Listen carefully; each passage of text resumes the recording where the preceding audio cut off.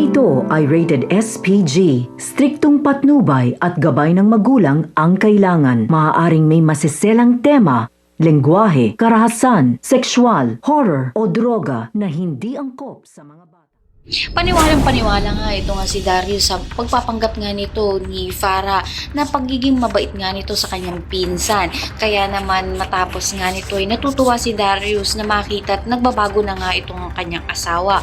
Subalit nang papatulog na nga sila ay nabanggit na nga nito ni Darius na malapit na nga ang kanilang first date. At excited na nga siya dahil siya na nga raw ang gagawa ng lahat at magpapareserve na nga siya dito sa kanilang unang pinagdatean. Kaya naman napaisip nga ito nga si Farah dahil na nga rin hindi nga niya alam kung saan nga ba ang pinagdatean nga nila nito ni Lucy. Kaya naman nasabi niya nga ito nga kay Aling Belen at sinabi nga nito ni Aling Belen na gawa ng paraan upang malaman nga niya ito.